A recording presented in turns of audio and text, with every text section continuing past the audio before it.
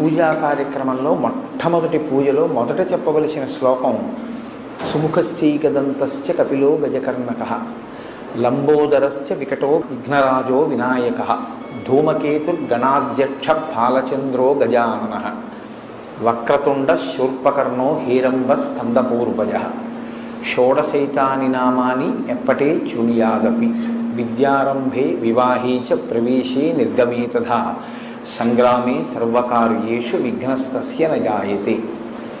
అది శ్లోకం. ఇందులో విఘ్నేశ్వరుడికి 16 నామాలు చెప్తారు.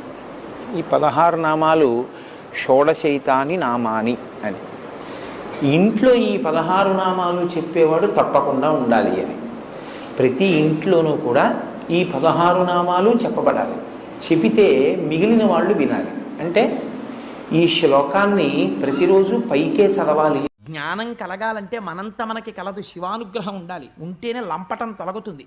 లంపటము నివారింపను సంపద కృప చేయ జ్ఞానం ఇస్తాడు కాబట్టి ఐశ్వర్యం ఇవ్వడనుకుంటారు చాలామంది. ఐశ్వర్యమునకు అసలైనటువంటి స్థానమేది? మీకు నేను ఒక పరమ యథార్థం చెప్పనండి. శివపూజ. లక్ష్మీ కటాక్షం ఎక్కడి నుంచి వస్తుందంటే శివపూజలోంచే వస్తుంది. మారేడు దళాన్ని శివలింగం మీద పడితే వెనకాల ఉన్నటువంటి ఈయన శివలింగానికి తగిలిందా వెంటనే ఐశ్వర్యం వచ్చేస్తుంది. మారేడు దళం బోర్లా పడిందా జ్ఞానం వస్తుంది.